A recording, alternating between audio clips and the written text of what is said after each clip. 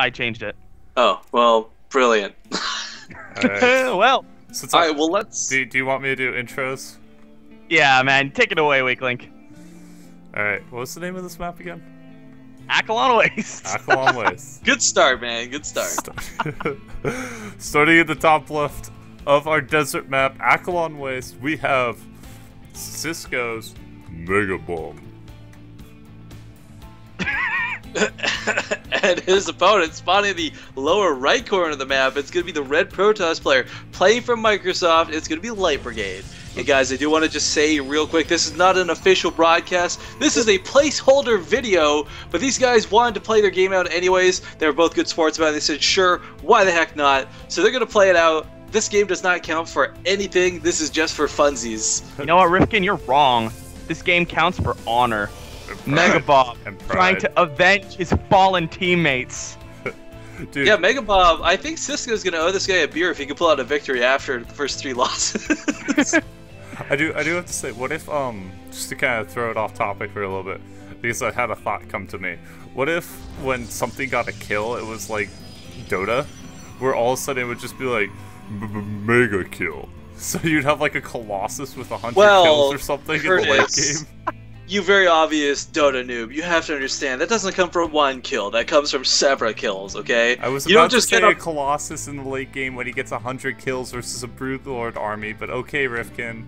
No, because then that would be the Ultra Kill. Come on, Curtis. Ultra kill.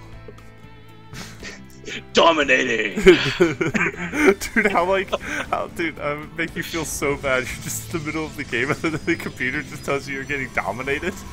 It's like, oh yeah, well, forget you, man. Like, that's not cool. Yeah. You know, I'm actually really interested to see how this game turns out, because at the beginning of the last game, I said that had Janjali been able to win the last game, they would have already had gotten rid of two of the heaviest hitters for Microsoft. So, I want to see if Light Brigade is as strong as the other 2 guys. If he is, then I will apologize for the remark that the other 2 were the strongest players. But I'll give both these guys props. They're mirroring their builds, and to a lot of people that doesn't seem like a lot, but it does mean that they both got the same mindset. They probably got the same build order, and they've been practicing these build orders to play in the After Hours Gaming League. So there's dedication being shown just through the fact that there is mirror builds. You will never see a bad player mirror a bad player doing the same build. Wait, who are you saying is mirroring who? I'm saying as a compliment for both these players. Because they're doing different builds. Well, they were mirroring until I started talking, apparently. Because 2 gates in Light Brigade got 2 gas before Cybercore, while Megabob only got 1 gas, and he got his 2nd gas after his Cybercore, and then he added on a 2nd gateway. But anyways, moving on, as we see a sentry cut out here by Light Brigade, and we see the cybernetics core getting chronoed. Blue.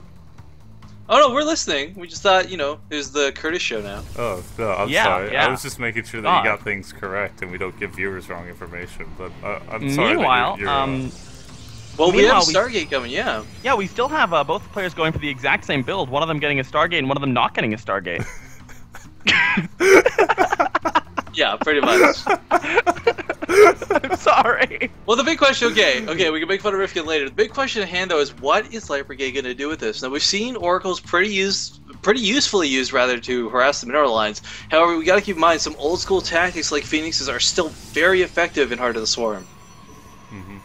Yeah, I mean, we saw White Rat in the show match against A-Bomb that we hosted. White Rat utilized Phoenixes in three, I think, of the games.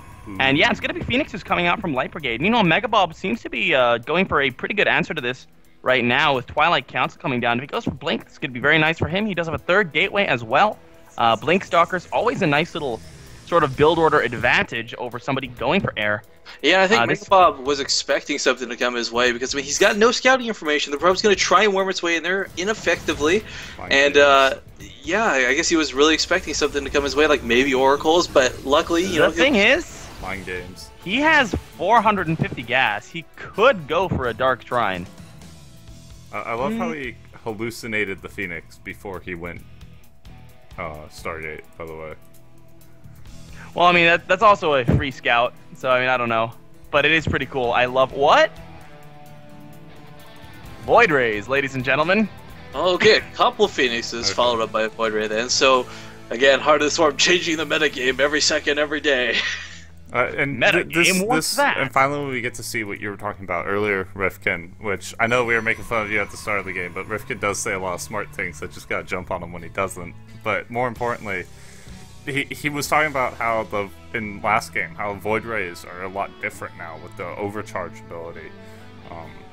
Being Void Rays wreck Stalkers. Yeah, so now so it's like he saw it's almost a reactionary thing to go Void Rays because he saw the Twilight Council and he goes, okay, I'll have 2 Phoenixes out for harassment, but then I'll just pump Void Rays so that way I can just roll through Stalkers.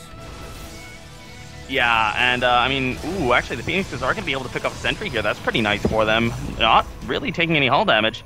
Meanwhile, we have another gateway coming on up here for Megabob. And the other cool thing about the latest change to the Void Ray that they made it 4 supply instead of 3, so this is a bit more of a supply-heavy investment coming out from Megabob, but for Light Brigade rather. Excuse me. The other cool thing that they've done though is that they've also added the timer for prismatic alignment. So when prismatic alignment is used, you can then see how much longer it's going to work for, and you can position your army better and then go for an engagement once it's worn off, so you know it's on cooldown. I'll be interested to see if that plays any role in this game. Especially with those Blink Stalkers. Yeah, we see 2 more gateways getting added on, going really gateway heavy, which is kind of interesting. Normally you would expect somebody to start transitioning, especially now that the natural's up, but he's still adding on gateways and still going Stalkers, so I'm curious. I think he wants to go ground by the look of it rather than air. Light Brigade adding on a 2nd Stargate now, but you can't really go Robo against a mass air army. So I think what we're going to hopefully see from Megabob soon is Templar tech coming out of him. Templar are pretty good against air units, even if they don't do a crazy amount of damage to them. Air units naturally clump. So I will be very interested to see whether he does opt for that. There's going to be a Forge coming down. He's going to start his upgrades. And 6 gateways worth of production will definitely be in his aid trying to deal with what's going to be coming his way. But these Void Rays, man, I can't get over. He's got 3 of them on the field, and you know it's one thing to tell somebody that they shred Stalkers. It's another when you actually see it in action. He has a 4th one on the way. He's going to have a lot of Void Rays. Yeah, 2 Stargates even too. Yeah, he's a little supply blocked right now, but I think he'll probably start another Void Ray as soon as Void Ray starts as soon as the pylon finishes. He will take out this proxy pylon as well, so he's going to be in a good position to defend this attack from Megabob. Since we were talking so much about how PvP has changed and everything, so we swapped out Colossi for Void Rays now in PvP. Kinda. Yeah, you know what? You maintain the lasers though, so it's some aspect. we still need some like dubstep to just like queue in when the late game PvP battles happen. Well, the cool thing that we see about ground versus air, though, is that Robo is ignored, obviously, as it's not very good against air. And actually, we are going to be seeing the first engagement right now. Stalkers moving on in, Photon Overcharge utilized, and there is the Prismatic Alignment. Ooh, that was actually really nice by Megabob. By baiting that out, it puts on a very long cooldown, blinking back immediately, but now Void right back in. Down, though. I feel like he did a really good job of baiting that and then sacrificed all of his Stalkers. I'm not sure. Megabob was in a not bad position, and then put himself in a bad position. What was supposed to happen? That's not what was supposed to happen. Right.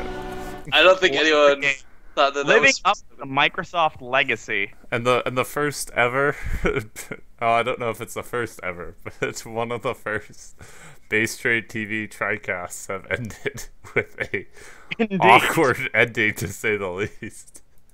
What was that? What was that line from like Watchmen? That's how the world ends, not with a bang, but like with the whisper. That's kind of how I feel that way. And that's how the cookie crumbles.